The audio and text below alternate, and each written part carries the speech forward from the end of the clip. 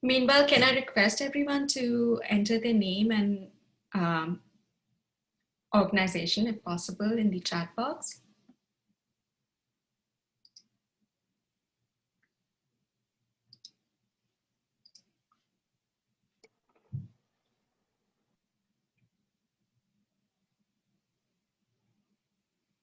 All right.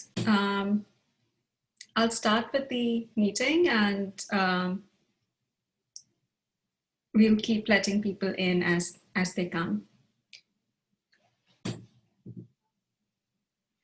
Again, thank you for joining us for this workshop. This is among the last of the community meetings that we would be holding for this process. Go to the next slide, Isabel. Today, the session would be facilitated by 5 people, me, Priyanka Jain, Isabella Gatti, Megan Marini, Judy, and Jenny Lee. There would be one session which would provide language support after the introduction has been done in English. Go to the next slide. We've broken down the workshop today into 4 parts. The first part is welcome and introduction, which we already went through. And I would ask DCAS to speak and address some of the concerns that were raised in the meeting yesterday. From there on, I'll pass it on to Isabella, who would go through the background of the project and how to participate in this workshop for those of you who are attending the meeting for the first time. And then we will break out into smaller groups for the workshop activities. And for those of you who might drop out of those breakout rooms, you can always join the main room back, but it does become difficult for us to assign you to those breakout rooms again. So bear with us then and there. And at the end, we'll just reiterate what the next steps are in this community visioning process.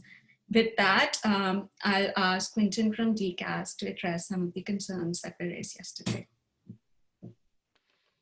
Hey, good evening, everyone. Thank you, Priyanka, and good evening again to all those who have joined us tonight. I just want to first start off by saying thank you for your advocacy and your participation over the past couple of weeks within the engagement process. I think it has been a fruitful experience, and I think we've learned a lot from both the community, the stakeholders, the tenants, the elected officials, and all those who have participated in the community engagement and sessions. And we look forward to the report that's going to come of these sessions. I did want to take the opportunity to clarify some of the concerns that happened or came up last night, specifically around the funding available, the funding that the city has made available for this project. As announced, the mayor has committed $80 million. I'm here to reaffirm that commitment and also affirm that the $80 million has been placed in DCAS's budget. And so I can tell you that the $80 million is there. It's not just a verbal commitment, it's also a written commitment, and it is also something that has been allocated for this project. So it is currently in our budget. The second thing that I did want to address is I know a lot of folks have talked about the preservation assessment, and I've had several conversations with various stakeholders and community organizations that have reached out to both the city and DCAS in regards to the city performing a preservation assessment. And as I've said before, the city is committed to performing that preservation assessment. That preservation assessment will come as a part of the rebuild of the 70 Mulberry building, but we are committed to doing that. And so that is a commitment that I'm saying and reaffirming again here today. We will be performing the preservation assessment. We will get it done, and we will provide that information to you once that is complete. And the last thing I wanted to say, I know a lot of folks have expressed concerns about this being the end of this engagement process with the community. One of the things I want to make clear is that the conversation is going to continue. Once 3x3 finishes this last public engagement session or workshop, we also will be hosting a shared joint session with 3x3 and the city to both present to you the feedback from the report of all of the sessions, as well as be able to answer some of your questions. And so the communication and the engagement is going to be ongoing. This is not the last time we will be speaking about this topic. This is not the last time that we will be hearing your concerns. The next time you will most likely see us will be in that share back session. We'll provide you with what we've heard from the community, all the stakeholders. We will provide you with that report, our findings, and the results that 3x3 has done such a great job of facilitating. And we will be there. The city will be there to answer your questions and engage with you with that information available to you. So those are the three things that I wanted to make sure that I communicated to you guys. I myself have been a part of all these community engagement processes while I have not been a vocal person in these things, because this is for you guys. You guys, the community asked for an independent facilitator, and we have gotten that through 3x3. But the city has been present on all of these calls, and we have been listening, and we have been hearing your concerns directly, and we also been reading the letters that you sent in. So thank you for that. I will just continue to encourage you guys to fill out the survey. The survey still has, we've placed the box, so those folks who are unable to do the survey via online, there are paper copies of the survey where you can drop them off at 70 Mulberry. DCAS has put a box at 70 Mulberry, so you can drop those papers off. So those surveys can also be counted as well. And so I just wanted to communicate that. I want you to make sure that you heard it directly from myself. I thank you guys again for participating in these past couple of weeks. And I look forward to engaging with you in the weeks to come. Thank you, 3x3. I'll turn it back over to you. Thank you, Quentin. And yeah, thank you also for joining us tonight. We know you have been a part of all these meetings over the last couple of weeks, and also a warm welcome to everyone tonight. I know we have a lot of people who have been joining last night as well in the first round of meetings, but also a few new faces. So as we have done with all the meetings, I do want to give a brief introduction of the project itself, assuming that we have some new faces also in the room for tonight's workshop, and summarize a little bit of what happened thus far. So this community visioning process is part of an effort to rebuild 70 Mulberry Street, as you all know. The city has launched this 90-day community visioning process to gather public input and explore different options for the future of the site. And most importantly, to identify alignment across different stakeholder groups about the rebuilding process. And the reason why we're here tonight is your participation, because your inputs will be brought together and be able to determine where we can align needs and where some desires within the community and needs that the future building will be addressing. Also a bit of history about the building itself. So as probably most of you know, there are 5 tenants that are part of D70 Mulberry Street and offering their programs and services to the community. We have the Gen Dance Center, which you can see all the way on the left of your screen.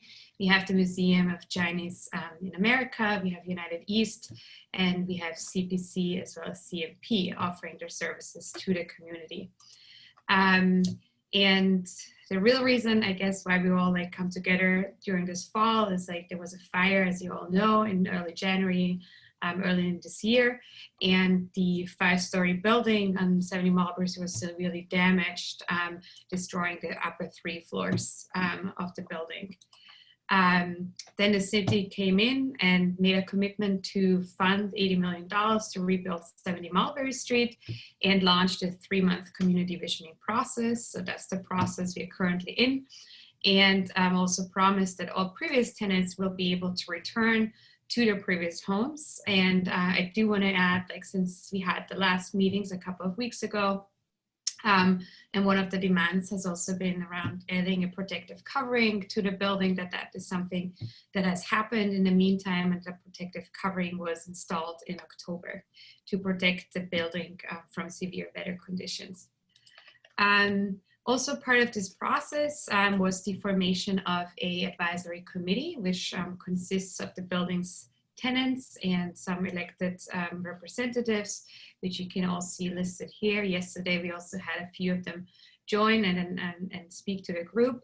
And we, 3x3 Design, have been chosen as an independent facilitator to facilitate and lead this process, and with the goal of adding also transparency to the process and ensuring inclusion to the greatest extent possible given the current conditions. And as you all know, the process itself has been initiated by the City of New York. And I do want to share this slide just to center us a little bit of like where we currently are, since we have had already, like we have quite a few weeks into the process itself.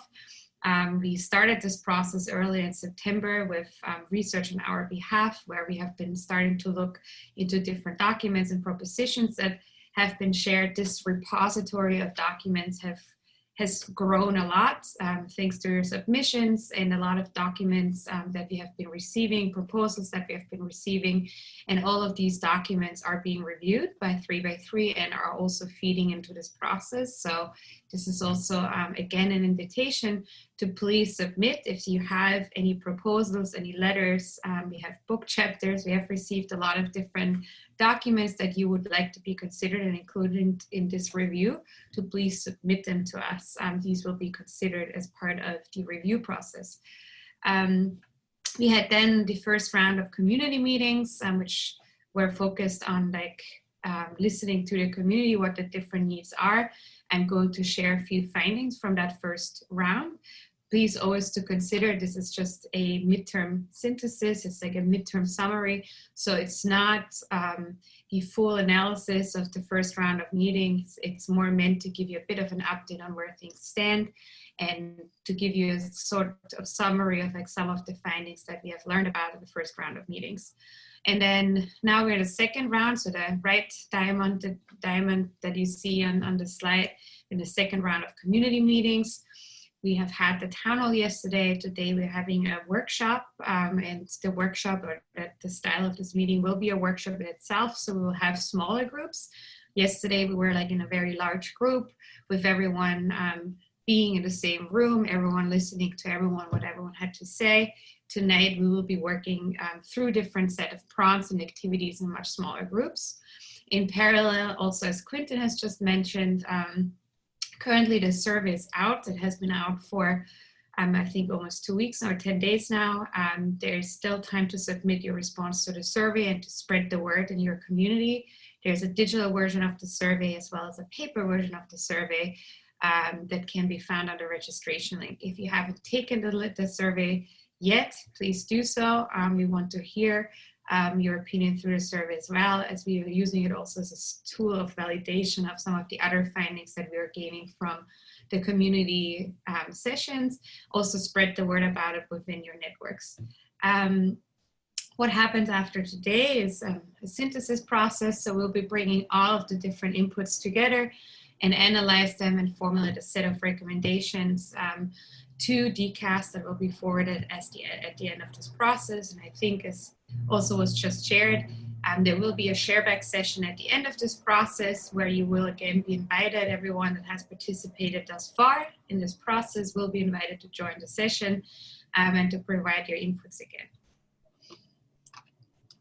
With that, I wanted to say a little bit about what we've learned so far from the first round of meetings. And as you can imagine, we have had, I think, a total of almost 7 meetings, I think, during the first round, 7 different community meetings over the course of 4 days.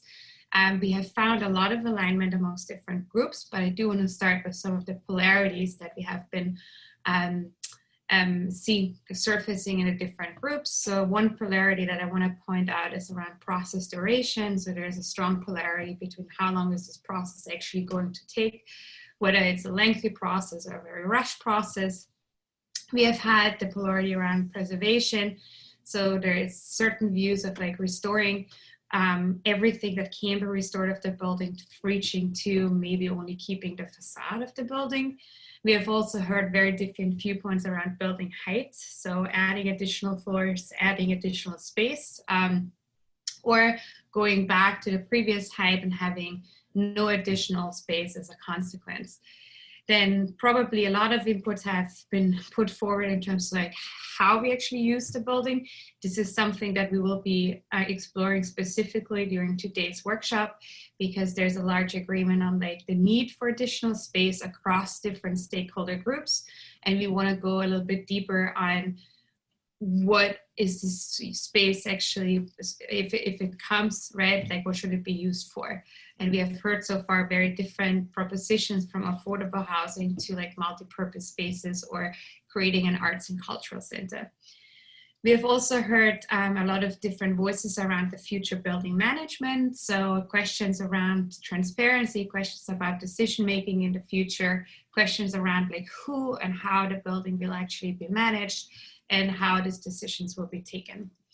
But as I said, we actually have heard a lot of alignment also across different groups. So there is an alignment around avoiding any delayed any further delayed post-alignment with the community to avoid any budget reductions. There's a concern, I think, which also Quentin was just able to address, around the budget being potentially reduced, which or like questions around whether the budget has actually been committed, which Quentin just addressed. Also for the budget itself, as I just said, there's like a fear of like the budget being cut, and there were questions around how the budget might actually be divided up in the future. Then other questions around preservation, so the need for an immediate protection of the building from severe weather conditions, which I've mentioned earlier, we have seen like a coverage going up over the last couple of weeks. Then common ground was also found around the space design. So there was great alignment around like the interiors of the building itself, making it more modern, making it adaptable and ADA compliant, and a building that is really set in the context to reflect the heritage of Chinatown. And we have had alignment around inclusion and accessibility, so providing more space and the willingness to explore additional space floors, as long as a ULA process would not be required. That's where the majority of these stakeholders stand. Something else that we were exploring also through the first round was kind of the different kind of needs the building is meant to serve, and also the kind of values associated with the building itself. So we have belonging, we have heard about well-being, we have heard about resourcefulness, contribution, growth, inspiration, learning, and heritage. And I've also heard how these relate to potential services and programs being offered in the future. And again, this will be one of the areas that we will be going deeper on through today's workshop. So we've heard about heritage, we've heard about suggestions like creating an art center, creating additional culture and arts programming, an exhibition space. We've heard about learning, so engaging, something that came across very strongly was around engaging with all ages and bringing different generations together and offer educational programming. So suggestions that were made were around like having a playground for thinkers, doers, and learners. We have also heard a very strong value around belonging and community. 70 Mulberries really being a place for connecting community and people, offering different kinds of activities for residents, visitors, workers to discover a sense of belonging. We have heard about 70 Mulberry being a place of inspiration, a hub for the arts and culture, offering cultural programming, being a performance center, and again, resourcefulness. So we've heard the need about like having a resource center that is based in the community of Chinatown, that is a multi-purpose place, as a one-stop shop, really offering community services to the local community.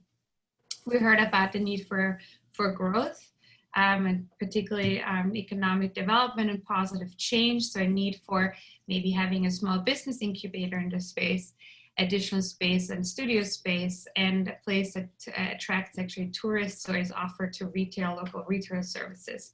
We've heard about the need for well-being, so offering resources for people's health. So there were specific recommendations around 70 Mulberry offering these services around recreational services and the nursing home.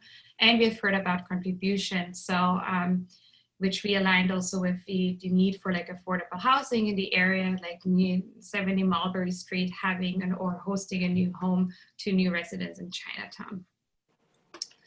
And with that, I want to just share a few rules since we are on Zoom. I think at this point, most of us are quite accustomed to being on Zoom, but we do want to share just a few, like a small etiquette moving forward and how we will be working in the small groups. As I mentioned, we have small working groups that is mostly due to allow for deeper discussion and going through some very specific prompts and exploring very specific areas. So we are asking you, like in those smaller groups, that when you speak up to please introduce yourself so others are aware of who you are. And if you're representing a group or if you're representing an organization, please do share that organization as well. Be mindful of others in your group. Some of the groups have a lot of other people join and multiple people want to speak up. So just we want to be aware of everyone else in the room and making space for everyone also to add their voice. I think something that I have also been repeating around, like being critical of the ideas of others rather than other participants, and that goes really hand in hand with the more open-minded mentality that we want to create through these meetings, of exploring different kind of outcomes, goals, and priorities, and seeing also the potential trade-offs and potential alignments between different perspectives rather than being focused on like one very specific outcome. And as a last question, which I think has been working really well, and I think it attests to kind of like everyone spending maybe a lot more time virtually. If you are in a very noisy background, please do mute yourself. Otherwise, more than happy to just like keep your microphone open, as it is often easing the flow of conversation. As a last note, before we kind of like start breaking up, I do want to say that your inputs, any inputs that are being provided, are being recorded. So this meeting is being recorded as the other meetings have been recorded.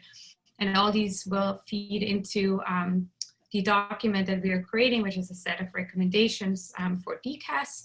So if there's anything else apart from your inputs today, or if you have any documents that you would like to view, and as well as the survey inputs, please do bring these forward over the next couple of days. Yeah, with that, I do want to get us started, and also looking over to my colleague Priyanka, who will be dividing us up into different groups. And one last note on like the different activities. So the activities are not covering all grounds, but you're more than welcome to add any topics that you feel like are not represented or covered as part of the activities. But we do want to say that these activities have been created with certain intentions of like going deeper on some of the findings from the first round of community meetings to confirm certain alignments that we've seen, and also to explore in some of the initial learnings. And again, it's about understanding some of the alignments that are already there and some different preferences and acceptable trade-offs. And with that, I do want to ask Priyanka to divide us up into smaller groups. And in a few moments, you will be joined by a facilitator, and you will be starting to work through the first activity.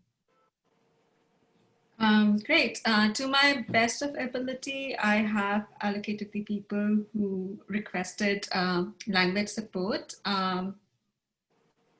If there is someone who is in an English group but require language facilitation, just drop a note with your facilitator and we'll try our best to accommodate an exchange. With that, I'm just going to open all the rooms.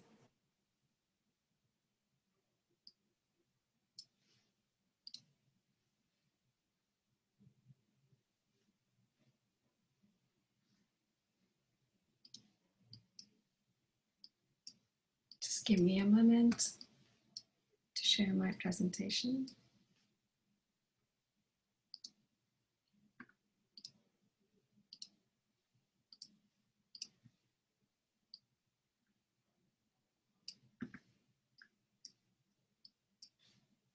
All right, does everyone sees it all right?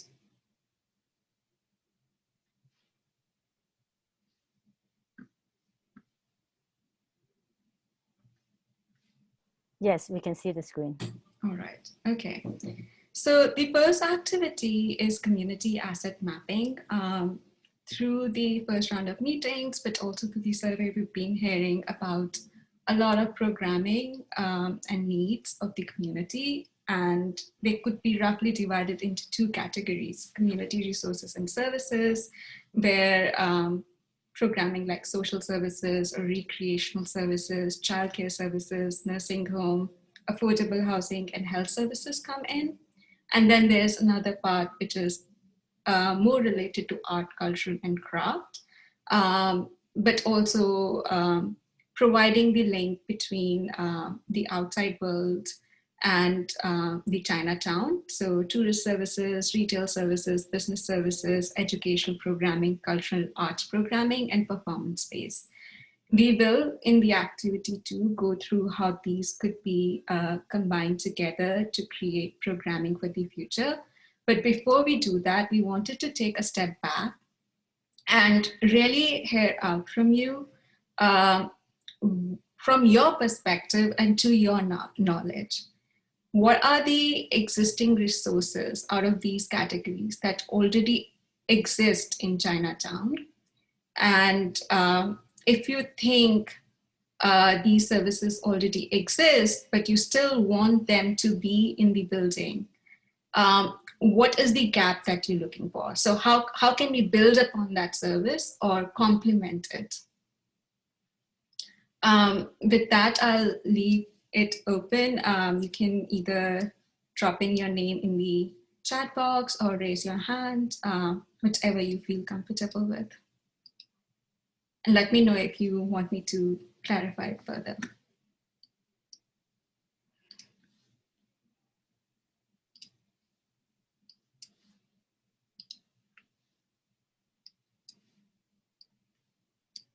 Colin, would you want to go first? Am I in a chat room now? Sorry? Am I in a chat group now or breakout group? Yes, you are in a breakout group. I see. Okay. Yes, it's a much smaller group. Sorry, go on. Okay, I didn't realize I was in a group. Okay, I'm looking at these charts here, all right, from all the input that you've gathered through the. Colin, we can hardly hear you. How about now? Oh, better. It's better? Yeah, this headsets aren't the best. All right, can everybody hear me? Can everybody hear me? Now, Yes. Okay. All right, so I'm looking at the charts that you flashed through the screens here. All right, I can see, you know, the community has many needs, but I think it's kind of premature to hope to address all these needs within the confined spaces of 70 Mulberry Street. I mean, we're talking healthcare services, you know, which we have in the area. We have plenty of. If Chinatown has anything, we have a high concentration of doctors. All right, and we do have clinics. All right, so you know, I would hope that, you know, when we add all these elements into it, it's not that the area does not need them, but you know, I think we're expecting a little too much from 60 or 70,000 square feet of space. All right, so yeah, I would hope to see that this community center be restored fully as a community center only, and take out, you know, the affordable housing elements. Not that we don't need them, but when we add it into this conversation, it'll just draw it out further. Okay, and Mr. Hayes did say that the $80 million budgeted will be available online, the actual language, whenever some report is released. All right, but you know, I still say that 70 Mulberry Street is a community center and should remain one. It is more than the 5 tenants. You know, it is the heartbeat of Chinatown, and we need to keep it that way. You know, I think everyone, from what I've heard on all these meetings, everyone is agreeing that we should keep the stone facade and build from there. All right, I have seen renderings from different architects, and I think it is not out of context with the neighborhood to keep it red brick, going up 10, 12 stories even. Right? You know, with the setback, we can almost double the space in this one footprint. So, you know, we have a unique opportunity to give us a community center that to go into the next millennium, or, you know, at least the next several decades. But I didn't see a full floor gymnasium. Is that in there? I mean, you were flashing it pretty quick. So I did see the performance space, the exhibition space, maybe the artist loft needs, but I didn't see anything in there about a gymnasium. Do you have a chart that shows that, Priyanka? No, we count them under recreational services, but I can make another, like a sports programming category, if that works for you. But the idea is, Colin, you want the community center to be restored, but what is the gap that exists in the Chinatown, perhaps as a community center? Like there are existing community centers in Chinatown, right? So what are the gaps that could be met, or what could be built upon? Actually, we don't really have a community center in Chinatown. We have several senior centers. We have the what do you call it, mature adult activity centers that takes your Medicare, that charges your medical coverage for people 55 and over. But we don't really have a community center. Community centers are run by certain nonprofits, and other nonprofits are challenged to access the facilities because the nonprofit who administers to that gymnasium, let's say, if they open it, if they admit that they don't use the space, they will lose funding for it. It's always a funding game for nonprofits. If they don't use a program, they will lose the funding for it. So they will keep this gymnasium empty. This happened years ago when there was a basketball nonprofit started to help grade school children after school start a basketball program. And in Seward Park, 350 Grand Street, there was a gym that wasn't being used, but the nonprofit that was allotted that time slot didn't want to give it up because they're afraid of losing funding. So so this is a gap that we don't have. We do not have an indoor gymnasium for the children's sports leagues or even for teenagers and adults. Right? I believe I believe many of us have spoken up to get a full floor gymnasium, and also a full floor for a performance space, auditorium where people can hold screenings of films, do live performances. Right? I see a recreation. Under recreation, you do have some kind of performance space, but is it a full floor? I mean, we can almost double the space there.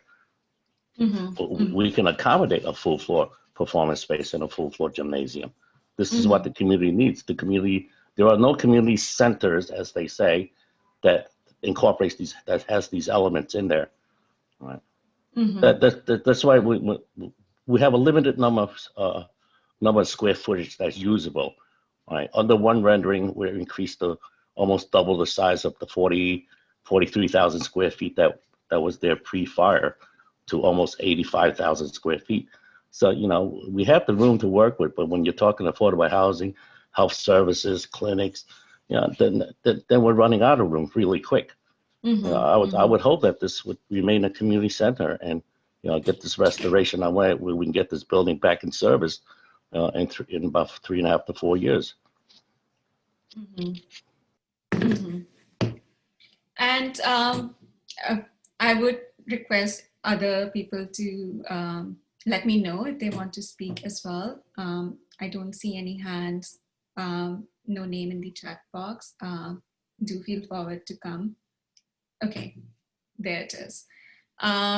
I'll come back to you, Colin, to understand a little further what you mean when you say performing space and what kind of art or what kind of performing space. But Mel, do you want to go forward? I just had a quick question.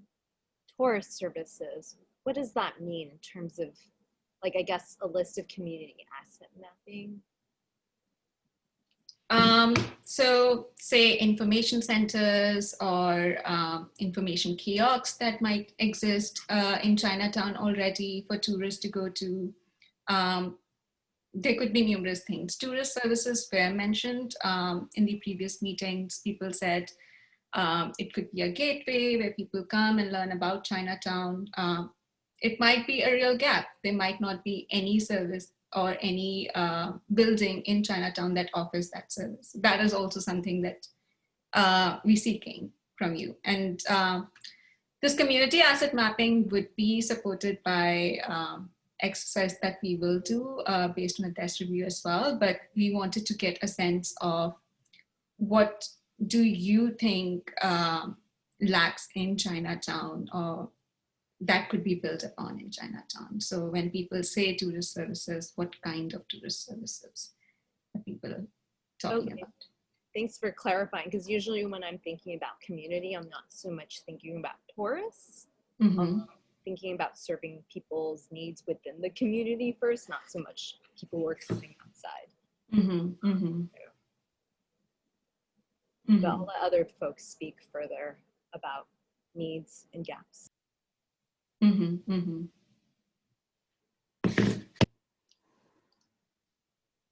Echo, would you want to go next? Yes, I want to talk more about auditorium, gymnasium, performance space.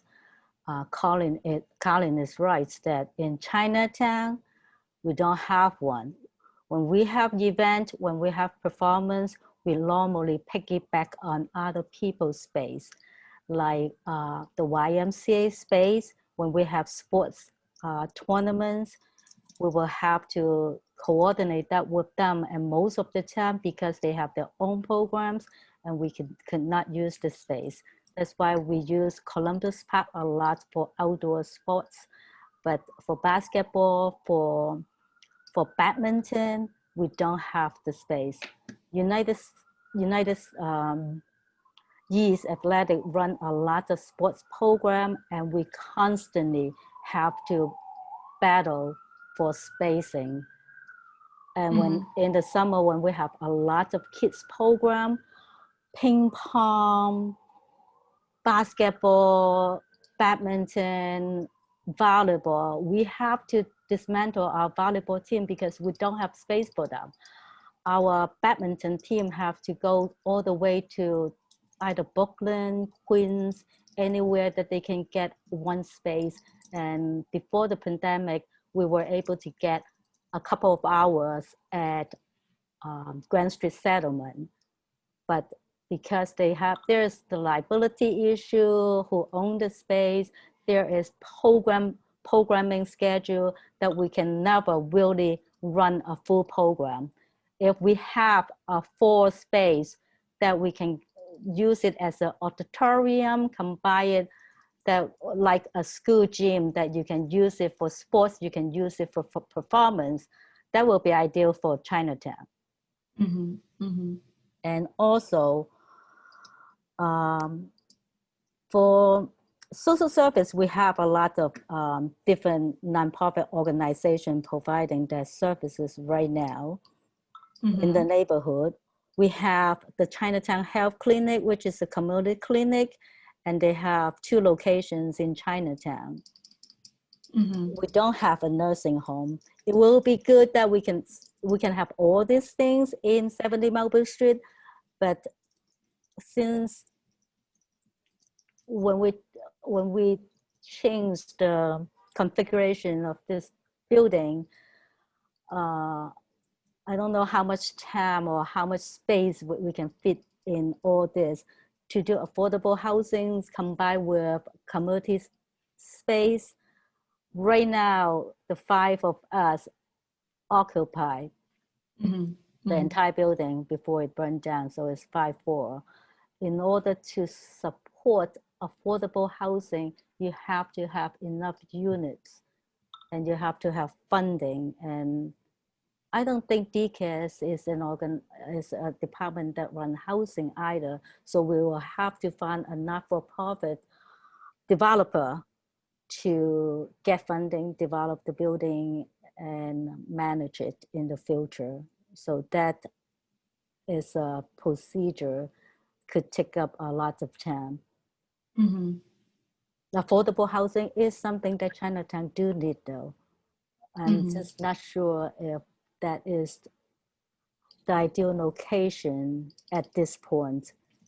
Given there are organizations tenants in the building that really need to come back as soon as possible in order for us to continue the programming. And CPC has been saying all along that they could not even ask for funding if they don't have a location, if they can't provide a center address to DCAF, DIFTA, they wouldn't be able to submit their funding proposal. And I'm sorry, I don't have your first and last name, but staff CCPA, do you want to speak? Yes. So good evening, everyone. So my name is Kelly Tang, and I'm here on behalf of the Chinese Consolidated Benevolent Association, CCBA. I was also at yesterday's meeting. One of the participants has mentioned about our organization with some of her concern, and I missed that part accidentally. So I would like to respond to those matters in here. So first of all, I would like to thank Ms. Haynes at the beginning for reminding us about the survey, which is due at the end of this week. So the office of Council Member Margaret Chen has contacted our CCBA recently and asked our help to distribute the printed survey of 70 Mulberry Street. So let those Chinatown residents to fill it out by themselves. So those residents who don't know how to do it online, so that's why they print it out and give a bunch of hard copy at our office, and then ask us to help them to collect back all the response survey and give back to the office. So since one of the participants mentioned us about this matter, so I hope I did address her concern in this platform. So second, and then I would like to say is like everyone who provide input into this project has a right to, because we are all part of this community. And there's no need for anyone who like insult people and be condescending regardless of their education status. So it is my oversight that I did not introduce to one of our community friend, the architect, Mr. Philip Poon. So Mr. Poon is graduate from Harvard University Graduate School of Design with a Master of Architecture. And then before that, he went to Columbia University to receive his bachelor. So what I mentioned this is because I want to give another example about this by speaking this. So by speaking of young, and then I think everyone heard a person named Miss Mei Yanling, right? So she was still an undergraduate at Yale University when she beat out over 1,400 competitors in a competition to design the Vietnam Veterans Memorial in Washington, D.C. And she was only 21 years old at that time. And then, and former President Obama also awarded her a Presidential Medal of Freedom for all her contributions. So what I'm saying is CCBA, the Chinese Consolidated Benevolent Association, is very looking forward to work with everyone, no matter their educational background, financial status, everyone in this community. And we are very welcome to hear all the feedback from everyone, from different ethnic group, even different face of color and different genders. Thank you.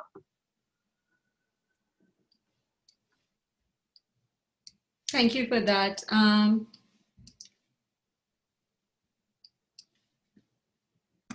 Who would want to go next? Let me see. Would Eric Poon want to speak? Hey, I just wanted to quickly interrupt here. I got off work late, so I joined late. But I'm wondering if I should be in a breakout room instead, or if I should stay here. You are in a breakout room right now. Oh, okay. Cool. I will be listening on for now. Just signed on. Thank you. Priyanka, I just want to tell people that DCAS has been printing the surveys for me for United East, and I have given some to the local business to distribute as well. If CCBA needs additional copy of the surveys, DCAS can arrange that, right, Quentin? If we can have a location, because I had asked other business, because of COVID-19, they did not want me to put the survey in their business because that will just add traffic, may not be patient. And what we're doing is we are helping the office of council member Margaret Chen's office, because they asked us to do a favor for them. So we would love to help and also help the community. And I hope I did address your concern. Thank you.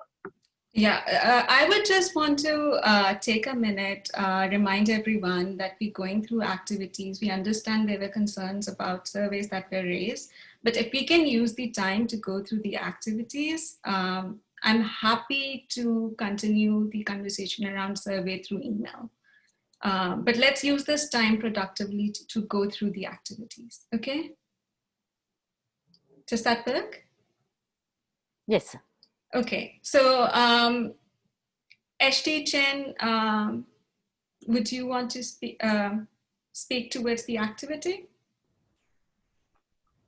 Hi there, HT and I are here, and do you want to go first? No, you okay. go. Okay, so we're going to speak from a practical point of view of space use, because we're talking about a lot that is only 100 by 124 feet.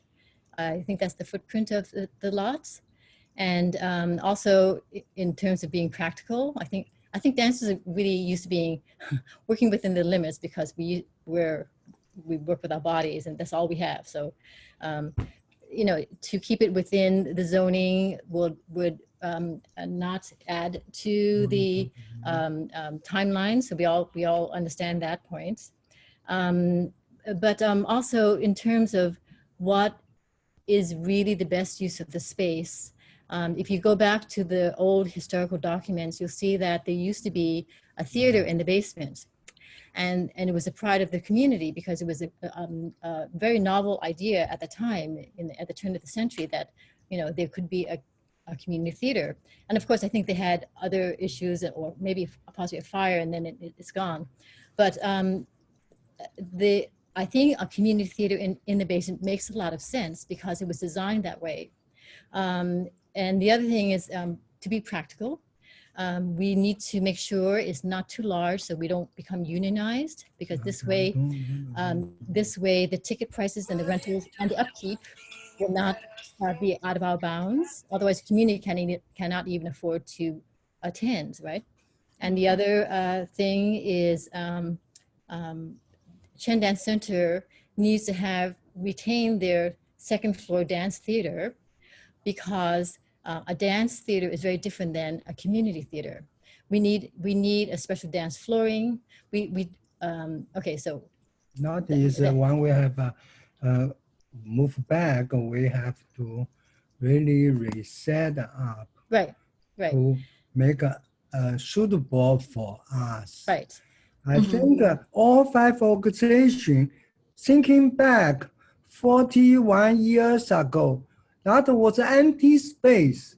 Only us went back from made up by our own hand. No finding. I was mop floor, I scrubbed the floor. That is what we're so concerned. I personally did. I think all these other in the building, I is the one from first day was there until they burned.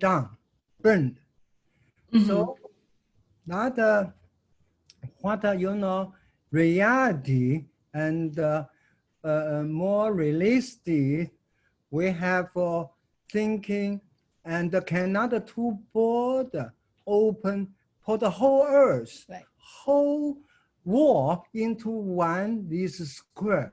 Looks like we want including everything, everybody only have 1 inch square feet. So thank you. Yes, no. I lost patience. Okay, on another practical use, okay, we need to make sure that there's soundproofing between the basement and the second floor, and from the second floor to the third floor. because you know, otherwise manpower hears our music when we're doing programs in the morning, and United East can't practice while we're having a show, and you know, so this is all, these are all practical things. And the other thing that really, if you want to make this a real destination for the local community as well as for outside people, that would help boost all the businesses in the area, you need to bring in the other artists. There's so many artists who are our dear friends who have been displaced over the years because of gentrification or whatever reasons. There needs to be a beautiful exhibition space. There needs to be artist workspace. I think I mentioned in another time that visual artists need natural light to work, so they should be in the upper floor. The other thing is, you think about the elevator. Our dancers, we're going to forbid them to use the staircase, to use the elevator. They need to go up and down the staircase because they're dancers. We understand if a grandparent comes to pick them up or something, that's different. Or if there's a handicap audience member. Yeah. But anyway, for someone who goes there to go into the office or work for a longer period of time, it makes sense for them to use an elevator because they're not going to go up and down and up and down. But if they're coming in for a half-an-hour piano lesson, then they should not use the elevator, just walk. So if an artist comes in to work, they're going to be there for a couple hours. They're not going to go in and out and in and out, right? The other thing is, yes, there should be, of course, a community gathering space. If there is another extra 2 or a few floors, there should be beautiful community space so that we can have those gatherings. Okay, I think I've maxed out. Thank you. Okay, I will, unless there's anyone else who wants to speak, I will like to move to the next. Bianca, there's a lady, the name is Fu Ying Lam. She wants to speak, but I don't think she knows how to click the raise hand icon. So you may want to. She requested me Cantonese facilitation. I assigned her to Jin E. Oh, I see. Okay, thank you, Bianca. Thank you. Yeah. Okay, so this activity is just to perhaps take a moment to reflect what exists in the community, and then we had a little bit of discussion around how we can build upon and where the real gaps are. With that in mind, we would move to the second activity, and I would like you to retain this thinking about the immediate surroundings of the building as we move to the next activity. The different scenarios that emerge from the first round of meetings, again, building from the programming that I mentioned earlier, which were around how that additional space might be created. And we try to make them as distinct as possible, and feel free to add others if you don't think what you suggested fits under this. A community resource center, which could be a space to gather, but could also be an on-site resource directory, an arts and cultural hub, or learning and networking center, which goes towards the skill-based training, offering working spaces, home for low-income groups. Affordable housing was something that you mentioned before, but maybe it's not an ideal place. Health and wellness center, and a local business hub. So if we keep these categories in mind, and again, you can come up with another category of your own, provided that there are these things in the immediate surroundings that you are aware of, and then there are 5 tenants who would go back to these services. So Chen Dance Center, as you've heard, already provides the performances and educational training around dances. There's Chinatown Manpower Project, CPC, MOCA, and United East Athletic Center. What among these would you choose? If you have to choose 2 out of these 6 scenarios or 2 options that come to your mind, what would you choose and why? And how do you think it would build upon the services that are already being offered in the surroundings and the services that are offered by the tenants? Robert Lee, would you want to speak? I wanted to support what Colin said, and also Dion and HT. I don't think that a gymnasium can also serve as a performance space.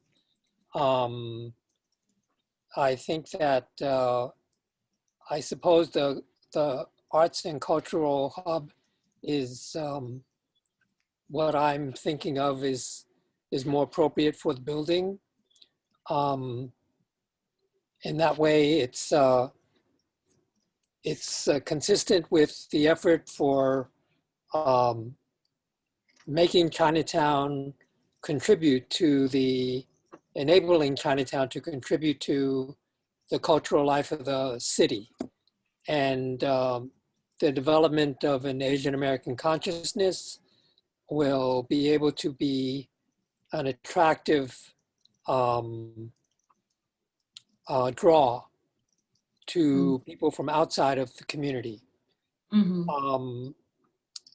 The idea of the theater being in the basement, maybe that's true. I don't know. Somewhere in the building, I think, where it is soundproof, can have an appropriate space where performances can take place.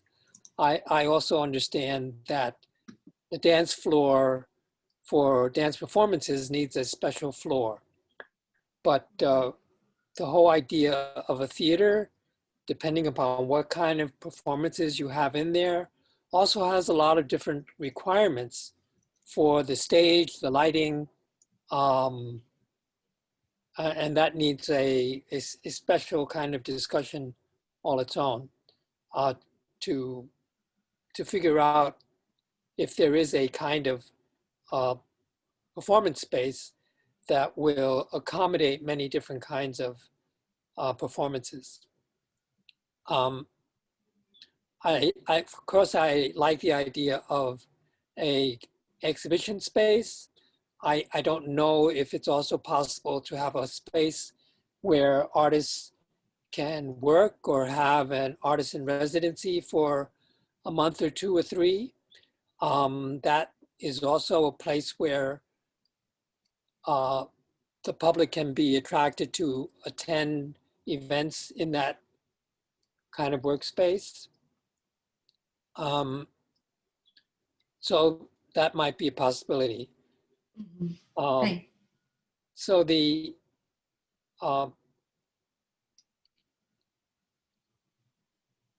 I think that an arts hub is a little bit different from a cultural center. And I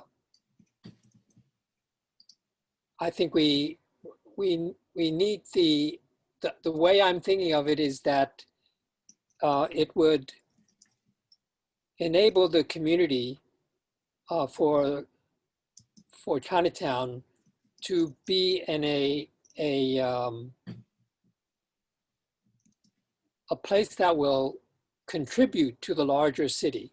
The Asian aspect, the Chinese aspect is unique for New York City, and therefore the uniqueness of it is what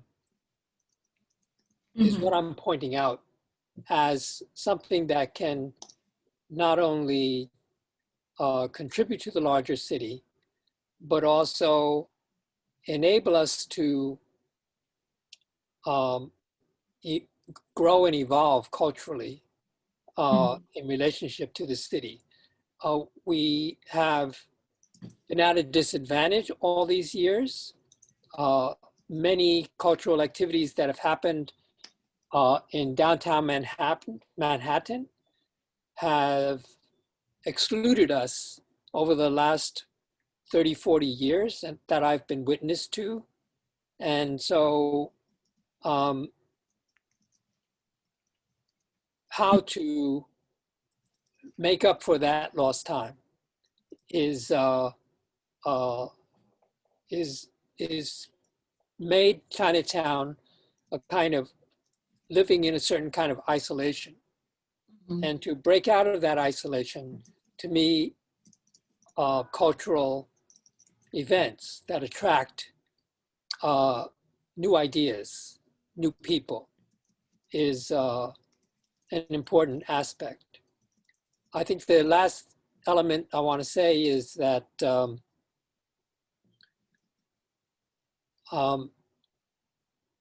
reiterate, sort of having said this last time I was here, is that Chinatown involves a lot of other Asian people, a lot of other people from the Philippines, from Thailand, from India, a lot of other Asian peoples, Central Asia, come and buy their groceries in this community. And they are important as to the diversity and also to the growth of the community. So when we plan for a community center and addressing, as someone said, residents rather than tourists, but we also need to think more broadly as to how to make the community prosper and evolve in a way in which the Chinese community, Chinatown heritage is open and receptive to all the friends and other Asian groups that this community serves. That's part of a real factor in the dynamic of the growth and attractiveness for its what it will seems what it attracts culturally is a great deal of diversity, and that doesn't happen in other parts of the city. Yes. So I want to reiterate that when we plan for Chinatown, we need to plan for a broader perspective of who and what we're serving. What do we mean by Asia? What do we mean by Asian Americans? Mm-hmm. Mm-hmm. And we will get to that question later. Actually, we have an exercise just on that topic later in the workshop. I will ask Beck Preen to go next.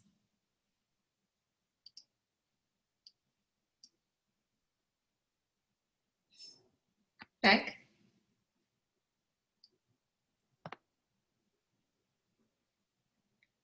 Victor Hugh? No, sorry. I just found the unmute button. Thank you very much. I was very happy to hear Quentin Hayes this evening and to hear that there'll be a chance to go over the recommendations you make, that there will be a preservation assessment and that this is not the end of the process. I am wondering from this process though, I agree with Ellen Chan that not everything can fit into this one site. Chinatown clearly has many needs and many desires, and I would certainly hope they can be fulfilled, but this is one building site, and you have the tenants who were there going back in. I could also say that even though only a part of this building is left, it is a unique building. There is no other building like it in the city. And even though it's not all there, it still contains, as we heard last night, memories and emotions and feelings from so many people whose families have been served there through the years and through all the great social and cultural programs that exist within that building. So I agree that there'll have to be a modern interior, and obviously we're going to have to build up from what is there now. But I feel that this exercise invites the world to think that everything can fit into this building. And the higher you want to go or think you can go, and the more you're trying to put in, the less of the uniqueness of the building you're going to have.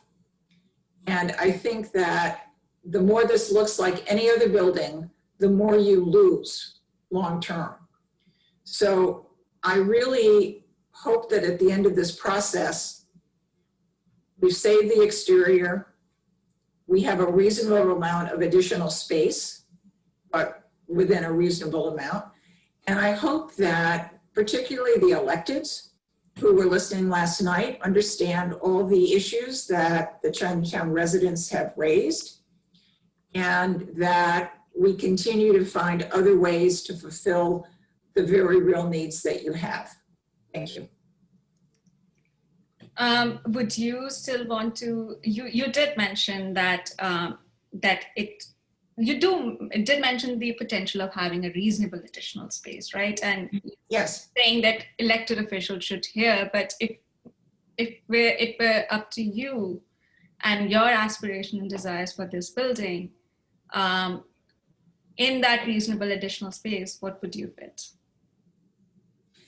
That's not up to me.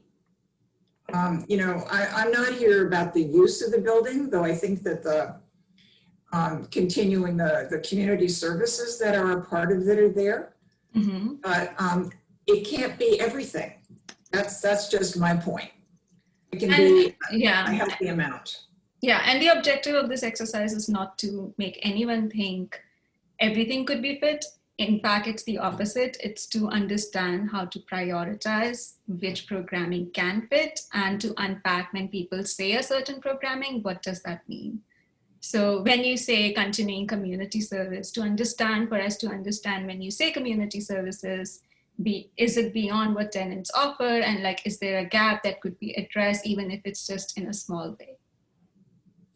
I'm not an expert on Chinatown or its needs. I'm a preservationist, and my concern is saving as much of that building as possible. Mm-hmm. And having the rebuild look as much as possible like it, even though there are going to be additions and a modern interior. Mm-hmm. But I have to say, listening to all the discussions, and particularly last night, you know, there are such needs. And obviously there are a lot of people who don't feel that the city has been listening to them, not just on this building, but in general. And so there's a lot more to be done. And there are elected officials that need to hear this and need to be pressed so that community discussions continue. That's my point. Thank you for that, Peg. Victor Hugh, would you want to speak next? Okay, do you hear me? Yes. I don't know if you noticed that the city is kind of reimagining itself. I mean, I guess for the rich, whatever. At the Hudson Yards, if you notice the development there, it went up very quickly, and they don't have any basement space because the tracks underneath. So they built a whole new complex for the newly rich, right? Mm-hmm. Look downtown Chinatown. There has been no development in Chinatown. You know, these are low-rise buildings. You know, the infrastructure, we're probably on top of landfill that's a little bit shaky. But here's the thing. There was this building on 57th Street and 8th Avenue, the Hearst building, right? It has the 1930s Art Deco 6-story brick building. And they said, well, it'd be a shame to tear down this building. So they had an architect design an exostructure. I don't know if you understand what an exostructure is, but basically, like the World Trade Center, they build the structure is from the outer shell, and they build it up. You know what I mean? So there's no poles in the middle. So like the World Trade Center, if you walked on the floor, there was no poles. I mean, you had 20,000 square feet of clear space. Well, this is what they did at the Hearst Tower. Now, in the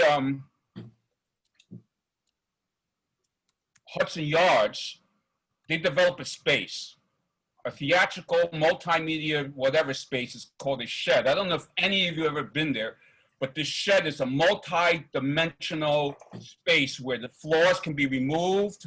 You know, it's like the Madison Square Garden. They put in a hockey rink in the afternoon, pull it out, put a basketball court in. Well, that's what they did in this theater space called a shed. They did a flying thing, and they did a kung fu thing, and it's all removable. Everything, chairs, you can configure it as a theater, a screening room. They had dance performances there, theater, concerts. We have to think using modern technology that we don't have to build, you know, brick by brick. Oh, let's build, you know what I mean? Because they say the outer shell. If you go up to 57th Street and 8th Avenue, you look at the Hearst building, you go inside, it's a hole. This, you could walk, you could look straight up and see 57 stories. There's no poles. So are you talking about the flexibility of a space which is thinking in a larger space? If you are using older technology and say, oh, we can't build this, why can't you? You know, the architect and the technology and the materials that we use now, if people just took a little time and thought outside the box, people say, oh, why are we destroying the Hearst building? It's a beautiful 1930s building. Well, this is the problem they had when they tore down Penn Station. Beautiful building, but oh, we need to build Madison Square Garden. You know what they're doing right now? They're going across the street to the old post office building. They're gutting it, and they're building Penn Station again. Why are we not thinking outside the box? Because Chinatown right now is at its tipping point of survival. All the young people have moved away. The parents, immigrant parents, worked so hard. They went to school, and now they all moved to the suburbs and became professionals. The only people left in Chinatown are the old people. Like, I'm 70 years old. We're the only ones left who live in Chinatown because we find a cultural significance like Harlem. We want to stay and contribute and have a historical connection, so people don't forget the past, how hard that the Chinese people had worked to establish a base for the Chinese people to thrive. Right, Victor. We have that as design consideration. We've noted that is that we're building a new center. If the city doesn't have the money, we can raise the money. There are so many tech billionaires, Asian American tech billionaires, who would contribute back to Chinatown. This is not just Chinatown of New York. This is Chinatown of an entire nation, because we are in the media capital of the world. When shit happens in New York, Chinatown, it goes national. We have theater people here. We have film people here. I've been in the film industry for 42 years, and we don't have anything that talks about Asian American struggles, our stories. We have heroes in our community. Mabel Lee. And but what would you see the nature of programming of that space? We've heard from you before on that. We've noted it down.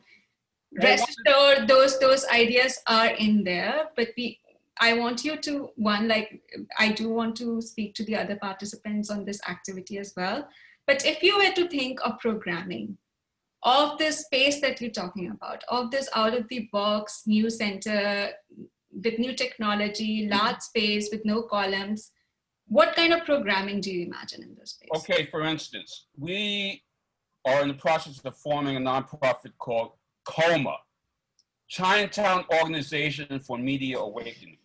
You know that there is, in New York City right now, 65 scripted TV shows shooting. And every show has one episode set in Chinatown. You know what the story's about? Prostitution, gangs, stealing our jobs, counterfeiting, and spying on America.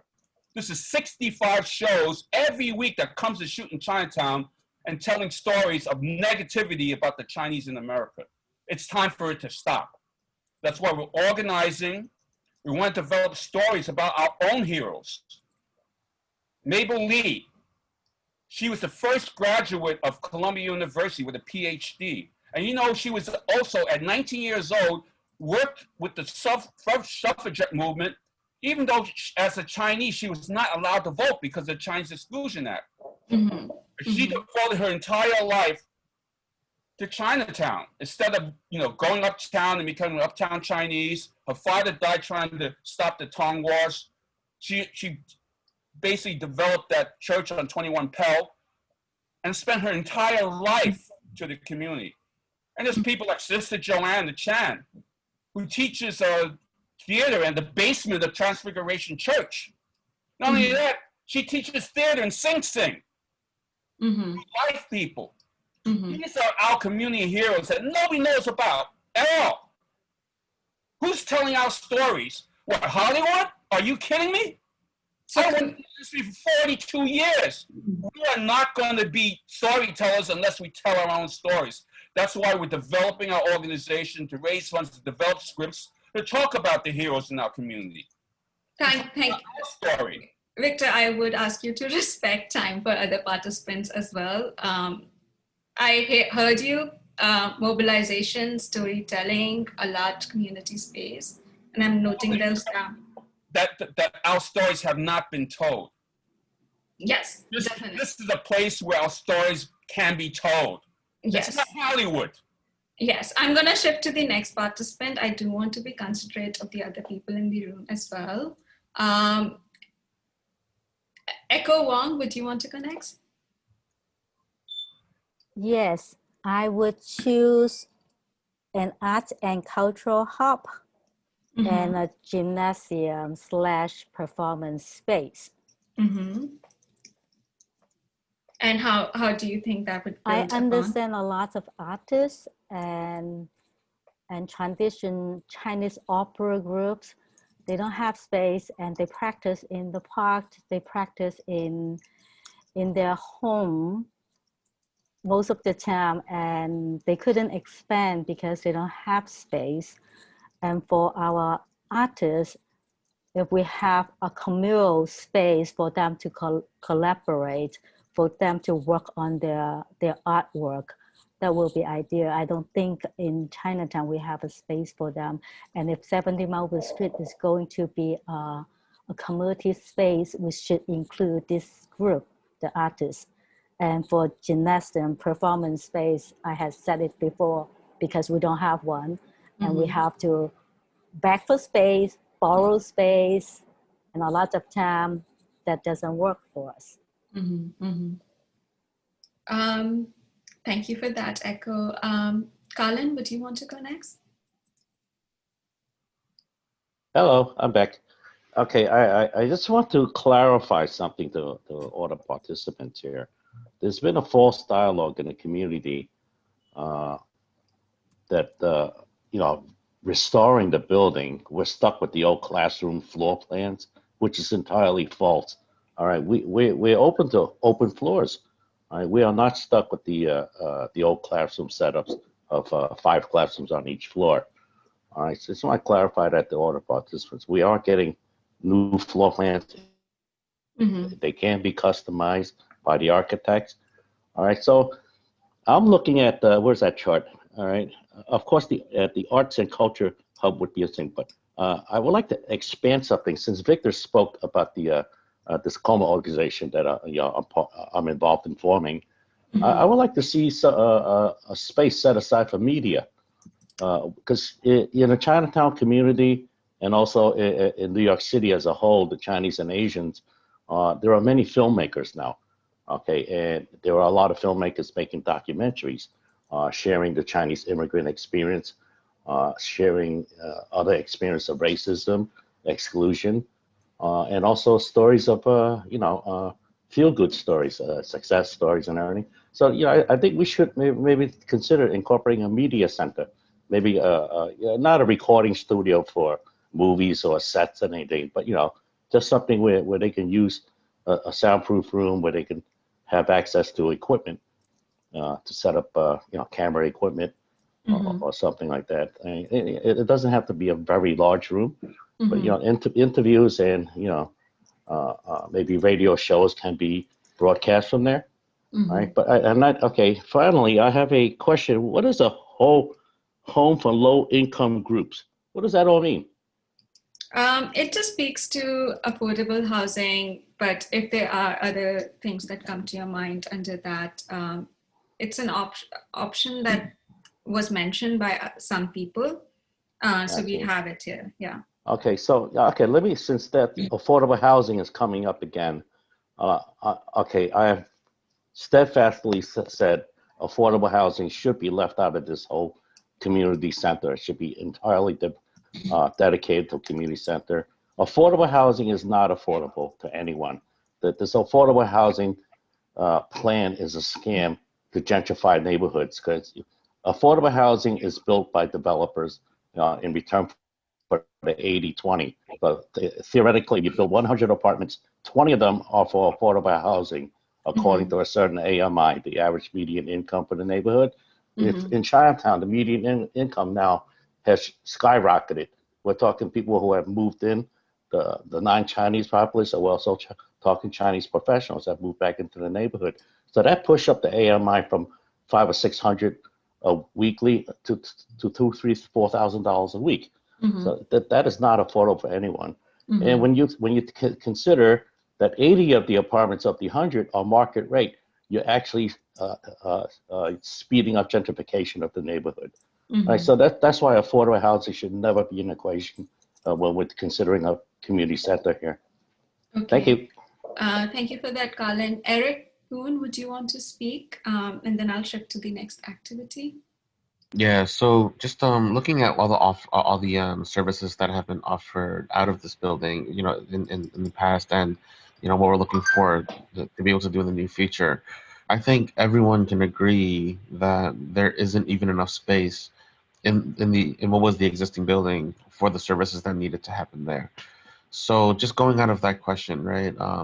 If there is potential additional space resulting out of this rebuilding process, it should definitely be used to further enable the groups that were there, or you know, or anyone else in the community to do those things. So to that effect, you know, I think we always hear Arts and Culture Hub, right? That is very much a key part of what 70 Mulberry was able to offer, and there isn't enough of that, so we need more of that, right? Gym space, active space, a gymnasium definitely comes in over there. And all of the good work that was being done for vocational training, right? All that classroom space, all that multifunctional space that can be used for different purposes, definitely some of that as well, right? You know, it's not like, hey, if we restore the building to the original state and then whatever square footage is built on top, we can do additional things. There wasn't enough space in the building to begin with. So I would like to approach this question from the point of view of how can we make sure that all the people that are putting their own time and time and heart into doing this for the community can do it better? How can we use this project to support those people to amplify their impact? Thank you for that. Hongqing, I saw you raised your hand. Would you want to speak? Yes, I'm sorry I joined in later. So I didn't know what was talked about before. What I would like to see is an art and culture hub that not only accommodating performance-based exhibition or small studios, but also I'm just set a vision as like, why can't we have an Apollo theater of our own? What theater, sorry? Apollo Theater. How do you spell it? Sorry. Like Apollo, like the one in Harlem. Apollo, okay. So, so why can't we have one of our own? So I think that is something that not only that would satisfy the local artists and Asian American artists and historians and all these, but also it could generate tourism, visitors from all over, whether it's domestic or international, to Chinatown. That will help with the economic development of the community as well. I like to see a senior housing that's not equal to low moderate income housing. Senior housing is dedicated for senior citizens. I'm looking at the senior population in the community that, right, because of housing stock in Chinatown, mainly like 5-story walk-up tenement housing with deteriorating conditions. But even if they're well kept, they don't have elevated access. So seniors are having increasing difficulty like managing to walk up those flights, steep and narrow stairs. And I think there is also a potential economic benefit to it, is that if we can relocate some of those seniors to a senior housing, then the housing stocks become available to the market. So that would be that will help to ease the housing needs, but the seniors will be getting a much better living conditions and more accessible facility for them. Mm-hmm. Kelly Tang, would you want to go next? Yes. So, so I would like to continue what Ms. Lee just mentioned about the senior housing. So as we know from statistically that Chinatown has been lost our populations for about 2 decades. So that is because a lack of urgently needed for the senior housing. So the mayor de Blasio planned to build 200,000 affordable housing in New York City, but the plan was not being effective due to the lack of land. As we all know that 70 Mulberry Street is a government property. It is a perfect location to build the additional affordable housing units for our seniors on top of the needs and also the other 5 nonprofit organizations. This can benefit the residents and seniors in the community, provide them a space to live, and avoid losing the community character, like the Little Italy. So we suggest, on behalf of CCB, we suggest to build a 20-story complex at 70 Mulberry Street, so it can provide at least near 250 affordable housing units on top of the needs of those 5 organizations. So another thing is the Art and Culture Center. I think a lot of people already mentioned how important it is to have an Art and Culture Center, and with updated facility, like we all know, within 5 blocks in the 70 Mulberry Street, the Chinese Community Center, the CCBA is the only entity that has a performance center as of today, right? But however, we don't have a wheelchair accessible for people who are disability. So we can build a new updated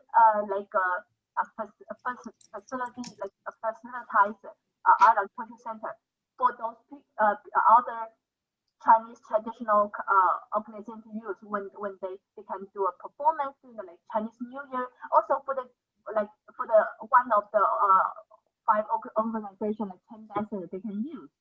So I think it's very important to have the art and culture center and then the housing for the seniors in this community. Thank you. The center you mentioned was the Chinese Community Center. Did I get that right? Yes, that's our where our organization is, and we are the only one in this community within 5 blocks away from 70 Mulberry Street that already has performance art center. But however, we don't have wheelchair accessible. So some people want to have our space to performance, but some people they cannot come with people who are disability. We have a wheelchair access entrance. And we can do it this time, right? We can do it this one with the government's budget. Thank you. Thanks, Kelly. I see Robert and Echo have their hands raised, but I think you've spoken already. I would want to move to the next activity. There was an accident. Yeah. No, I understand that. Thank you. One of the top things that have emerged from the conversations and also as far as we know from the survey findings is that 70 Mulberry Street should not lose its unique character. And what we want to do through this exercise is to try unpack what exactly constitutes its unique character and symbolism. And for that, we've broken down this activity into different different parts of a profile card. So if 70 Mulberry Street was to be a person, say born in a certain year, located in New York City, I would even say Chinatown, New York City, rather than New York City, New York. And then if we were to have a description about it, we've broken it down into 3 activities. One is values, and this builds off from an exercise that we did in the community round 1 meetings, where we asked people for what are their aspirations and like what would 70 Mulberry Street be known for, and these values are coming from that. And moving further along, we would also want to understand who the audience would be. Like, how would you describe the identity of 70 Mulberry Street? And then if you were to pick a unique character, which constitutes, like, for you, what's unique about 70 Mulberry Street, what would you pick out of these? I can move sequentially, or I can go parallel between these 3 activities as and when you desire. If you have something else that would unpack what's unique about 70 Mulberry character, you're welcome to say that as well. I don't want you to restrict you just to these activities. But I'll start with the first one. If you were to pick among these values 2 options, which one would you pick and why?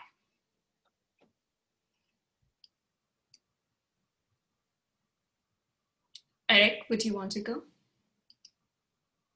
Sure. Without any hesitation, I would say, if 70 Mulberry, it's known for bringing to the community the aspect of community and the aspect of growth, but at a close second, also heritage. So you said community, and if you were to pick between heritage and growth, which one would you pick? Can you expand a little bit on growth? A lot of community members said that this place is also would also contribute towards the economic growth. In your mind, it could also be cultural growth. I would let the definition of growth up to you. You can expand on this. You know, like when you choose community, when you choose growth, what does that mean to you? You can unpack that. Gotcha. So when I say community, what I am unpacking here is a place for the people that operate in this space, that live in this space, that come to this space. This is a place for them to say that, hey, this, you know, the services offered by 70 Mulberry helps them find a belonging. It's not just a city that it's not just a place that I come to, eat, and then leave, right? It's a place where I can invest and give back, where I can actually get a lot out of from the services as well. So that's what I mean by community. So belonging, etc. And then the reason why I said growth, I certainly mean within you know, growth and heritage with that overlap. So so cultural growth. Okay, thank you for that. Dad, would you want to go next?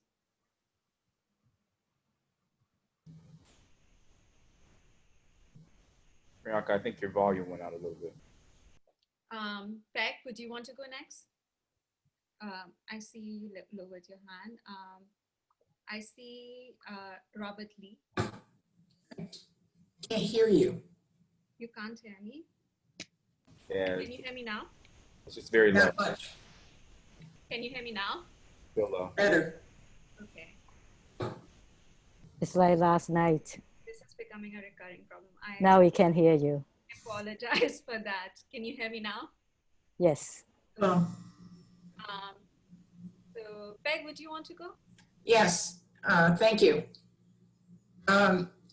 Certainly heritage. Everyone has talked about the generations that have been in that building and what it means to them personally as well as their families, and community.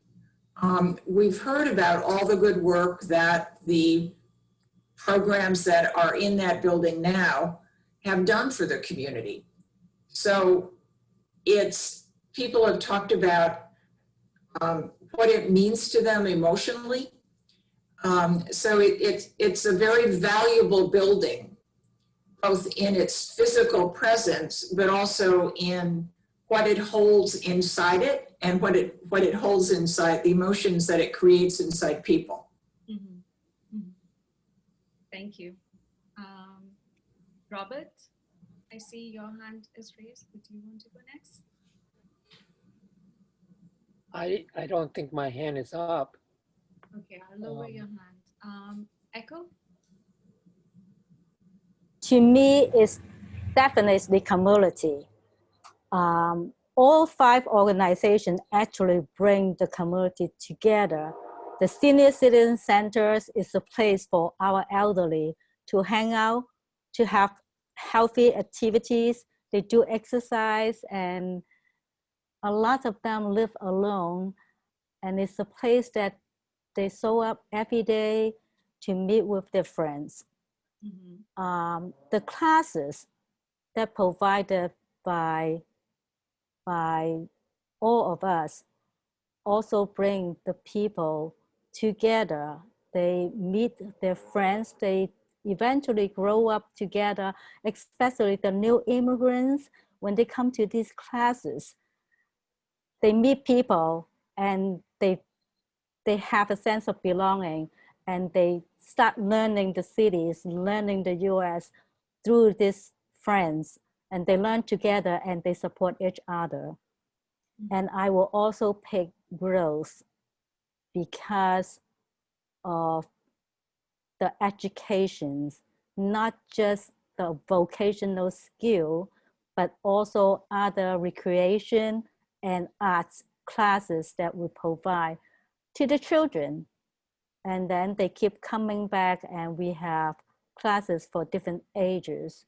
And our leadership program, we actually nurture a lot of the kids, then the youth become volunteers and come back to the community and help the community and contribute to the community. What was the second value that you picked, Echo? Growth. Growth. Okay, thank you for that. Great. Michelle, am I pronouncing that name correctly? Priyanka, you're fading again. Michelle? Would you want to go next? Grubler? Yeah, it's Mitchell Grubler. I'm with the Friends of the Lower East Side. And the building embodies heritage in the broadest sense of the term. It has been a part of the community since 1893. And it embodies the personal and collective history of generations of students who spent their formative educational years in this building. In addition, it offers a very special and significant sense of place in the heart of the Chinatown community. Mm-hmm. It's a historic building, the first one of 170 buildings designed by the head of the Board of Education, CBJ Snyder. And it was in this building that he developed what became a special and important standard for school buildings. Large open window spaces for ventilation and light to classrooms. Mm-hmm. A fireproof building. I know it had a fire, but the first floor is designed to be fireproof. And it's a very special architectural landmark in the lower, with a lowercase L, for the community. And it offers this unique opportunity to restore the outer walls and the tower, and within this space, a purpose-built facility for the 5 tenants, mm-hmm. automatically giving them more space than they had when they adapted the 1893 school building, mm-hmm. plus the possibility of some additional floor space, keeping within the zoning of the community. Mm-hmm. Mm-hmm. Thank you. Hong, would you want to go next? Hong?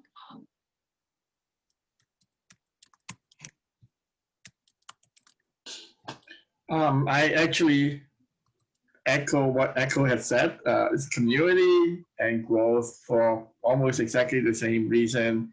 It is a place for immigrants coming to this country, and not just to learn new skills, to develop their leadership skills, develop their interest in arts and culture. But it is also a place where they can build friendship, build their network moving forward, the support base. So the sense of community is definitely there. And for all the same reasons, when they learn skills, when they learn, develop their interest and appreciation of arts and culture, that's the growth opportunity for them. Thank you for that. You faded out again. Wow, I don't know what's wrong, to be honest, and I sincerely apologize. I'll try speak louder or like literally shout. I would move to the next activity, which is how would you describe 70 Mulberry Street's identity? And if you were to pick among these identities or any other identity that comes to your mind, which one would you choose and why? One of the reasons why we had this exercise was because we heard the word Asian American, Chinese American, immigrant spoken in the same sentence interchangeably, and we want to unpack a little and really understand what identity is that you're talking about.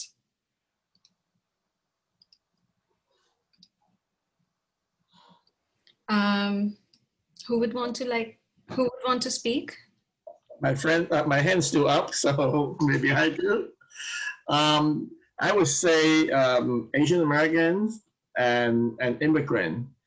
And I think for immigrants, for obvious reason, when it is the whole community is based primarily an immigrant community. The reason why I say Asian American as distinct from Chinese American is, well, at least for CMP, since the 1980s, we already start serving not just the Chinese immigrants, but also the Korean Manpower Project actually grew out from Chinatown Manpower Project. And throughout the 90s and 2000s, we serve immigrants from Southeast Asian, we serve immigrants from Nepal, and from Tibet, Nepal. So the identity is not just Chinese American, but it's a broader Asian American community.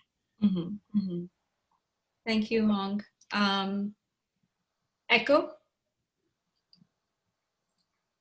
I would say definitely immigrants. We have many members of ours, new immigrants, and then their kids also grew up from the organization.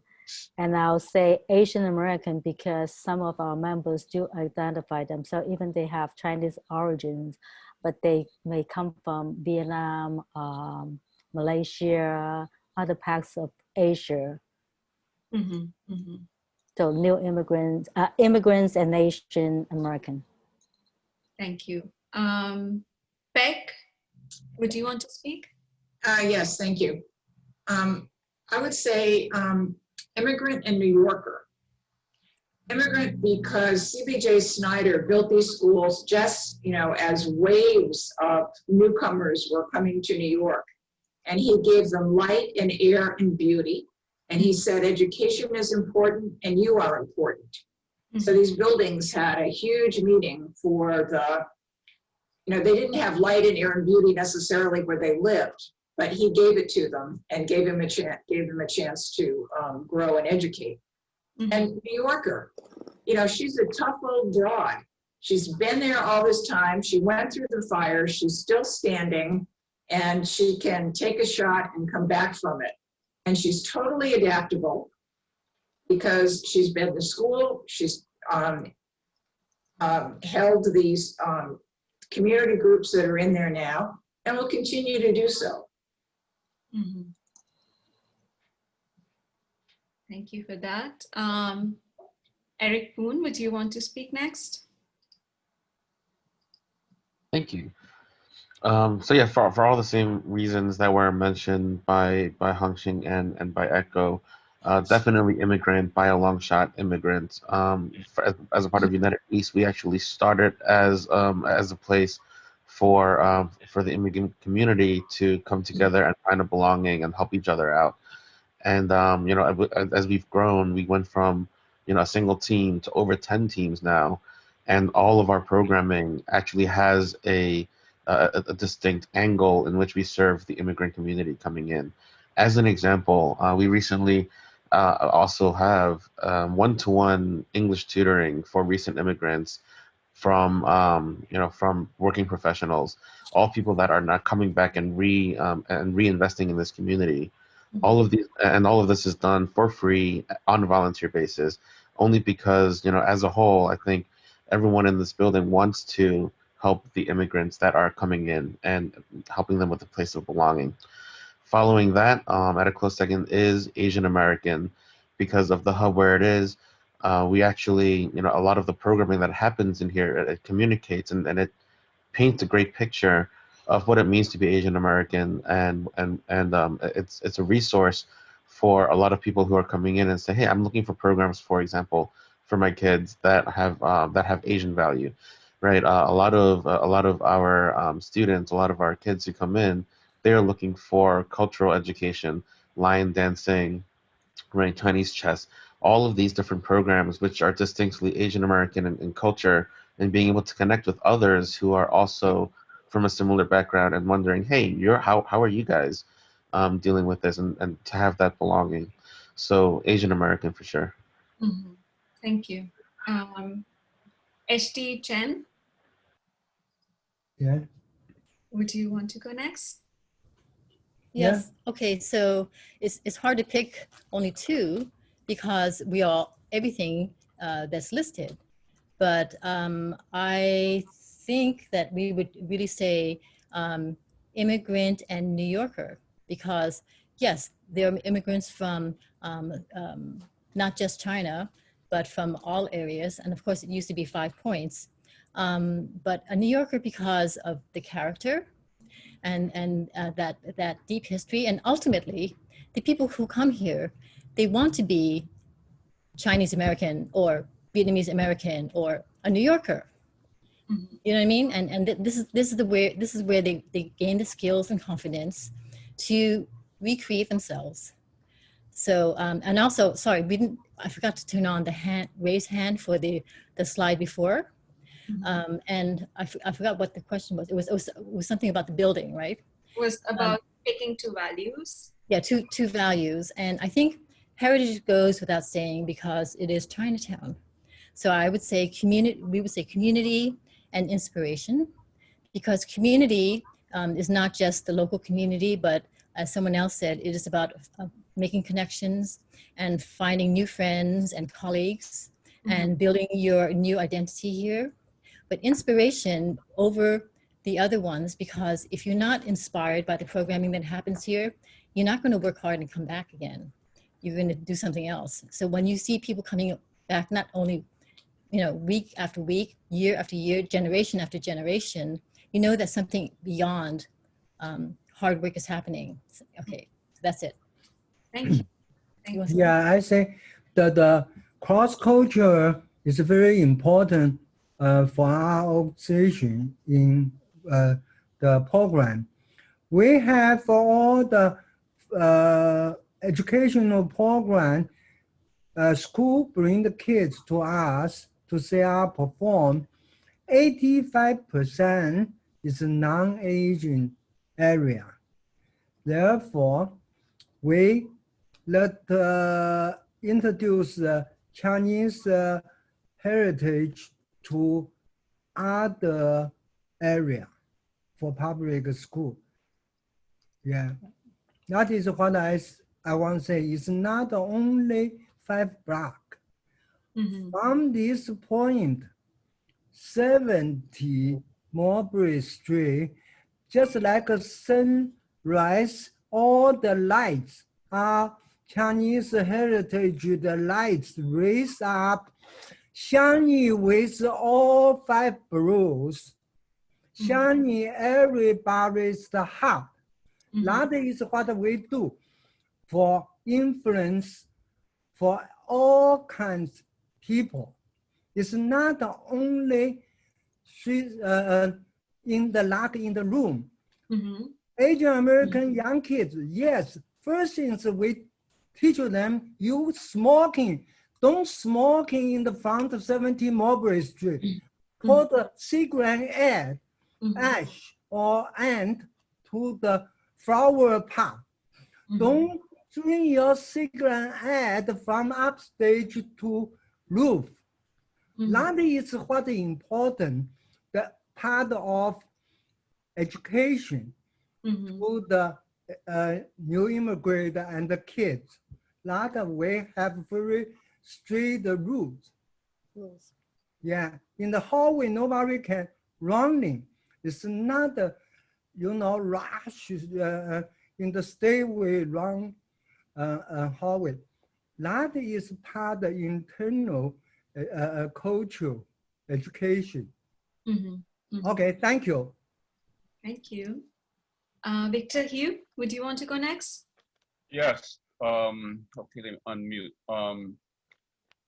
I think that when you look at Chinatown, I mean, you're looking at a metaphor, so to speak, of how Chinese people, when they first came to this country, they were basically, after they were finished the railroad or whatever, they were told to go back to China, basically.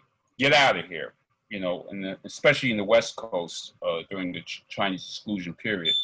So a lot of the Chinese had to come to the East, to New York, to Philadelphia, to Boston, to Chicago. And these Chinatowns were the incubators during these difficult periods that the Chinese found a way to survive. They waited out the Chinese Exclusion Act in 43, the War Brides Act in 46, immigration change in 65.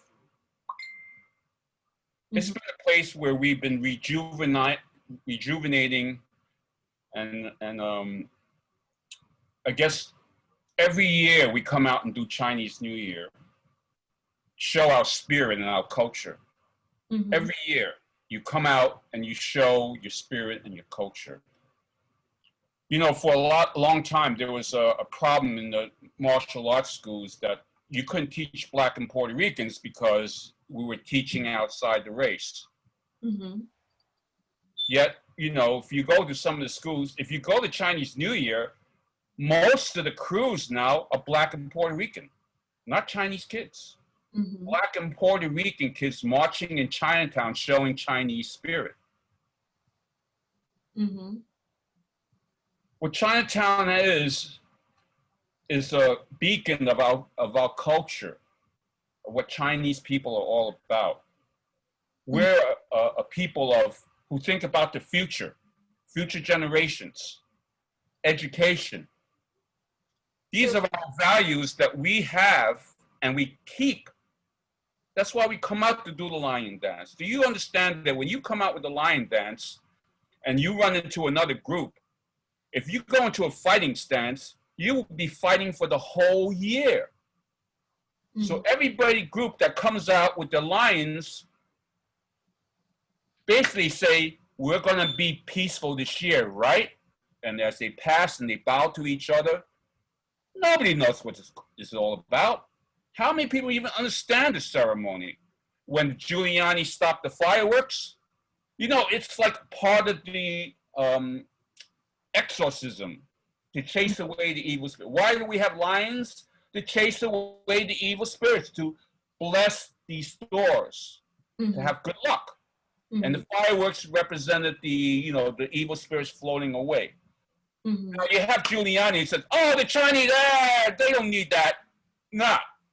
We were doing this for 100-something years, and all of a sudden Giuliani said, in one stroke, we don't believe in what they believe in. Well, we have our own belief structure. We have our spirits, our ancestor worship.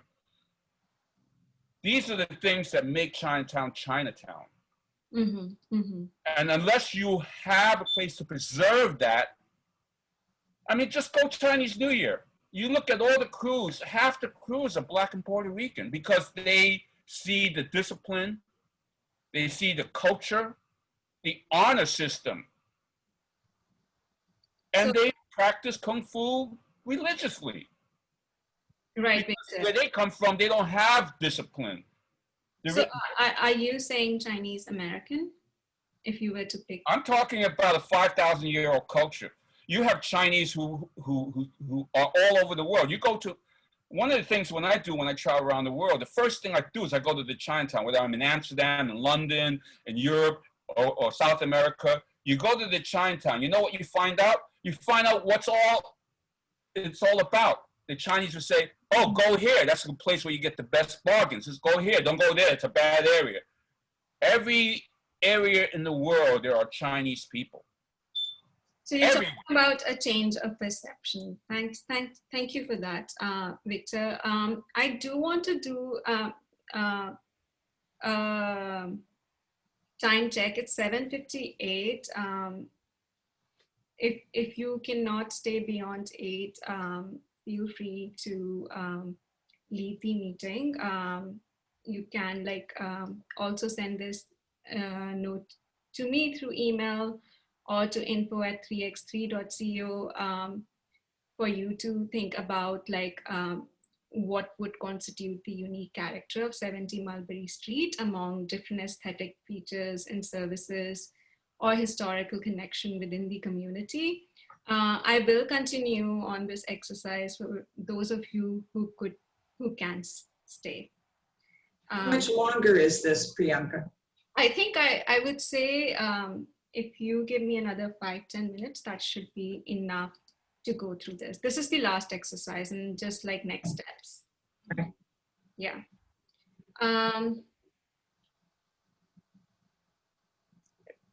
Robert Lee, would you want to go next?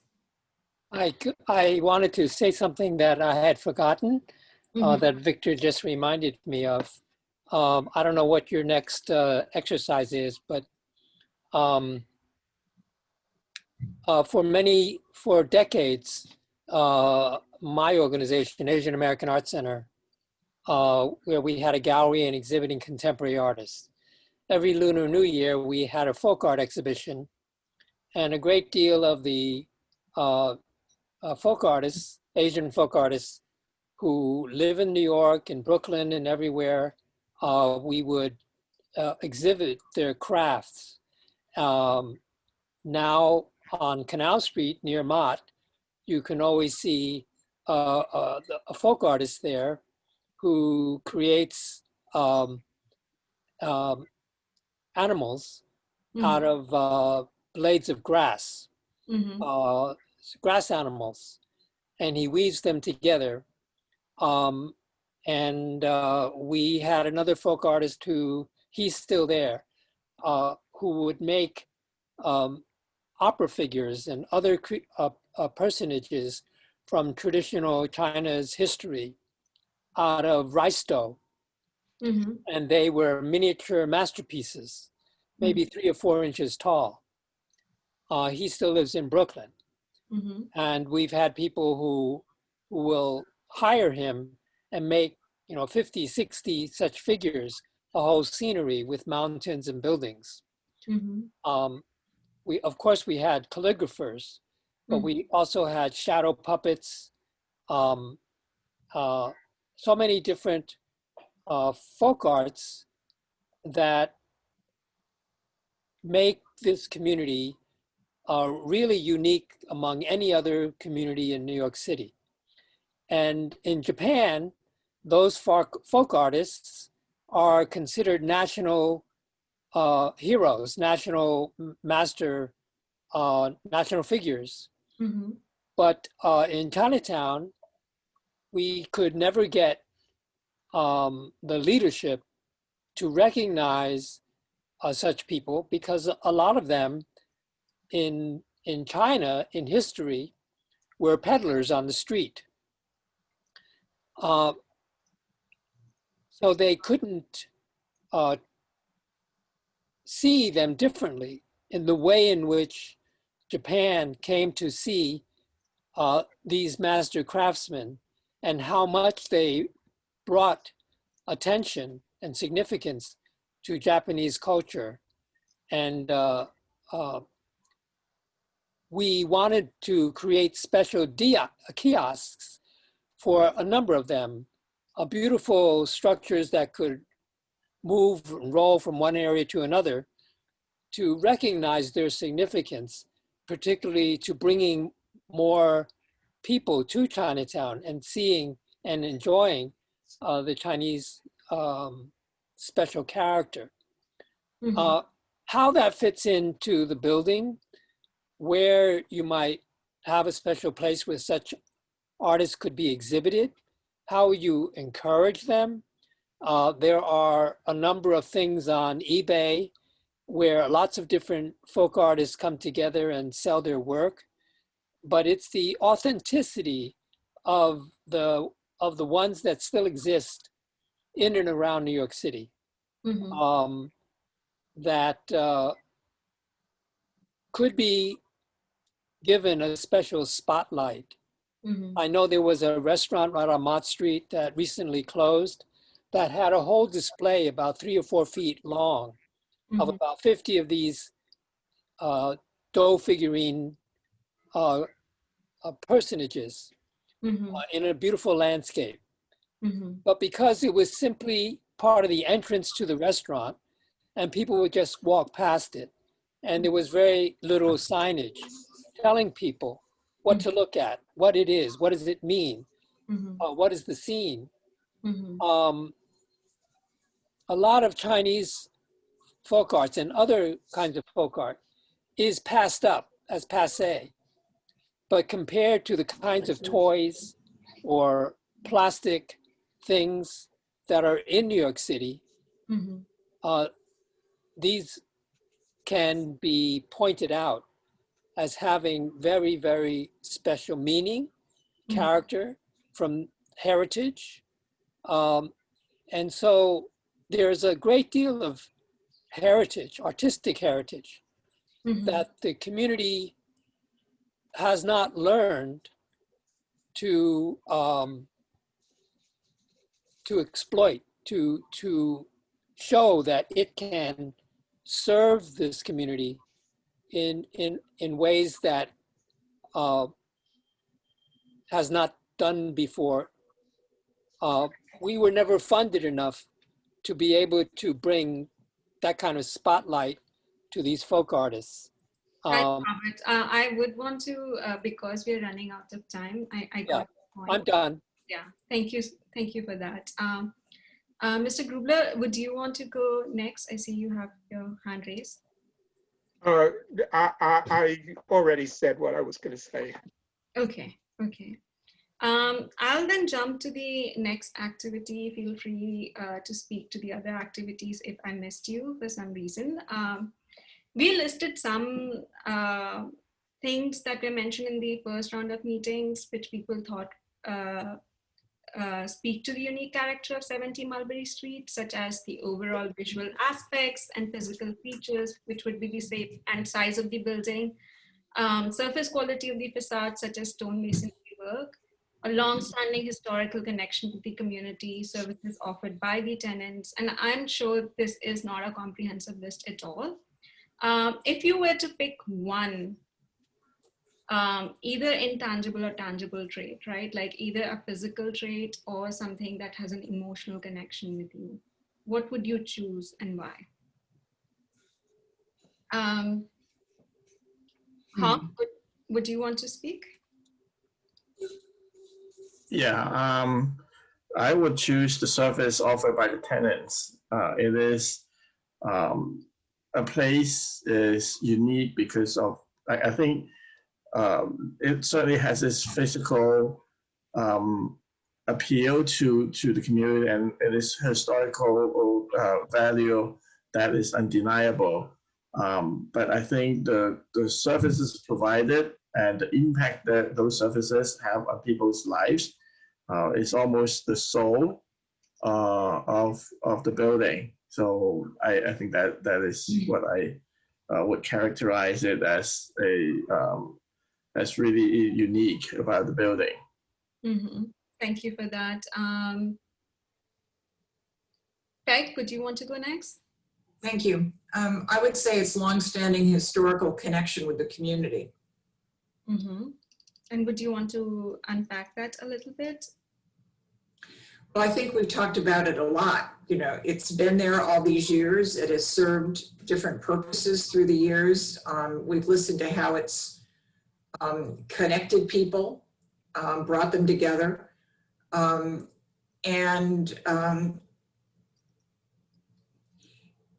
It's hard not to talk about the exterior of it as well, but it's been there so long and holds so much connection to the community and is so unique that I just think you've summed it up with long-standing connection. Okay, great. And then Eric Poon, would you want to go next? Yeah, definitely services offered by the tenants. In all these different sections, we hear everyone contributing to this workshop and talking about why this building is important to them. Those of us that went to school there, they say, hey, this is where I went to school. So it's the service that was provided by the building, the school, right? For me personally, I grew up there. I went to art classes. I went to piano lessons. I learned my Chinese there. I did a lot of my volunteerism there. I met my first girlfriend there, and all thanks to the services offered by the tenants. Thanks, Eric. Echo, did you speak already? No. Yeah, sorry. I will also pick service offered by the tenants, not just the current tenants, but the service when it was a school and before it become all nonprofit. I understand there is also other groups, but it's always the service that bring people together. It's such a unique place that you go in there or you hear people refer you to 70 Mulberry Street when you're a new immigrant, when you want to learn something, to belong. And oftentimes people say, go to 70 Mulberry Street. It's a gorgeous building, but it's also a lot of people come to remember the service that they receive or the service that the people in the building offered. Victor, would you want to go next? Victor? No? Mr. Grubler, I see you have raised your hand. Would you want to speak? Yes. It's all of these. It's the physical aspect of the building, the beautiful brownstone arches to the entrance, the pattern of the windows, the beautiful color of the brick, the corner tower that towers over Columbus Park and was this community's version of an Italian campanile. It's the quality of the masonry. It's the physical presence in the heart of Chinatown. It's the long connections to the community. And it is the crucial services provided by the tenants in that building, the tenants who deserve to be back in that building with a better, more purpose-built facility than they've ever had before. Thank you. Victoria, would you want to speak? Victoria? Yes. I think that the question of the services offered by the tenants, the way it's written, it's what he was just talking about. It's the coagulation of the things that are in it and the services that are offered, plus the building itself and its presence in the community. So to just say services offered by the tenants, that means the way it's written to me, it could be in any place. But I think what people are saying is that it's those things combined with the place itself. So I feel like the question's a little odd because you could translate it as being, just the services are important, but it seems like it's everything about that spot, the things in it, and the physical character of the building. When you mentioned place, when you say place, what comes to your mind? Place? Yes. Yeah, I mean the physical building and its wonderful character and its place on the park.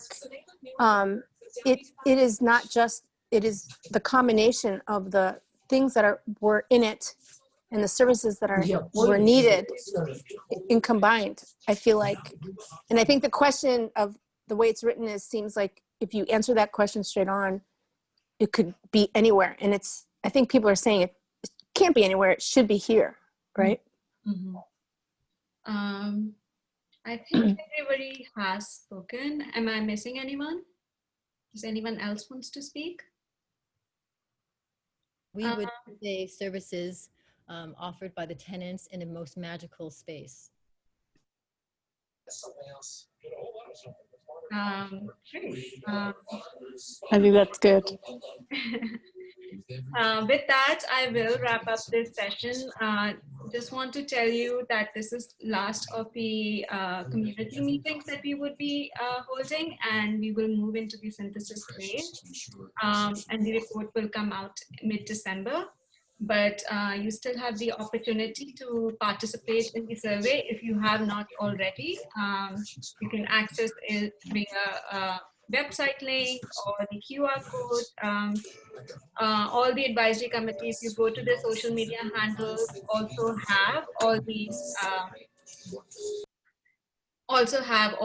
flyers through which you can access, and you can also submit any additional documents that you would like to submit. There would be, as Quinton mentioned, further avenues to speak to DCAS later on. We will keep you updated on those fronts. With that, thank you for joining and being so patient and being there extra 15 minutes to participate in this workshop. Thank you. Thank you. Thank you. So,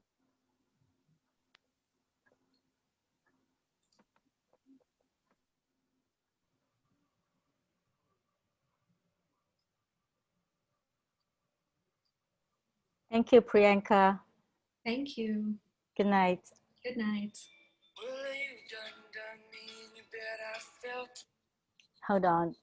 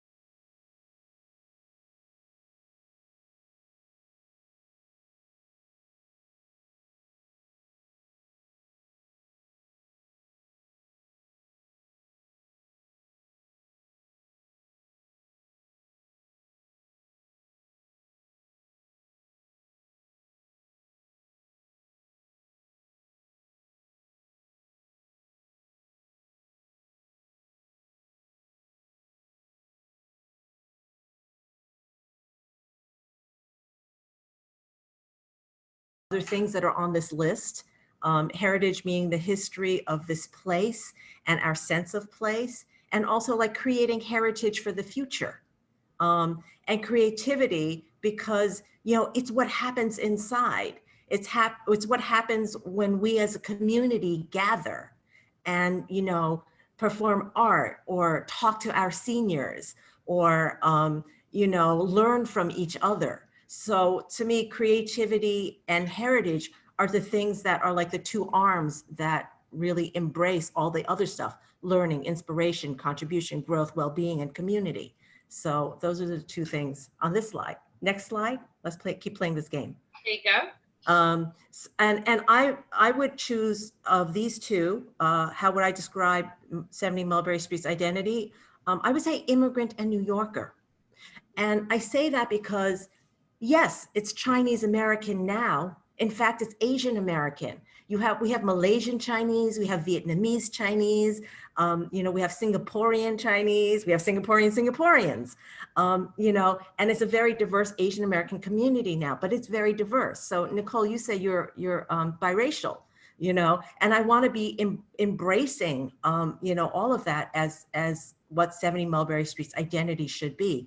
So, and we have immigrant generations as well as, you know, people like me who are like many generations, you know, in New York, but it is such a New York place. And in one of the earlier workshop sessions, I was really struck by this guy who was from Apex. And he talked about how he works with a lot of young people at Apex. And he walks by 70 Mulberry Street and he thinks, you know, this should be a place that, you know, people can be able to say, yeah, I came out of 70 Mulberry, right?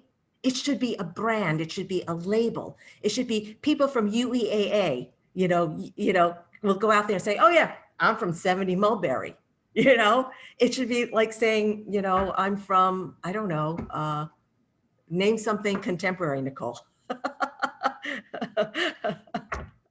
I'm straight out of Compton, I don't know. But, you know, 70 Mulberry Street should be that brand, and it should address all of the things that it is now and has been, and something that's uniquely New York. Great, thanks so much, Amy.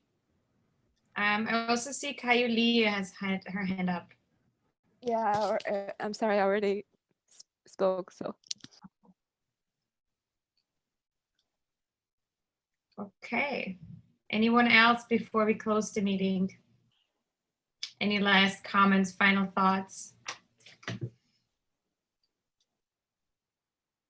Go to thinkchinatown.org 70-Mulberry, and we'll keep posting updates as we get them and as it is revealed to us.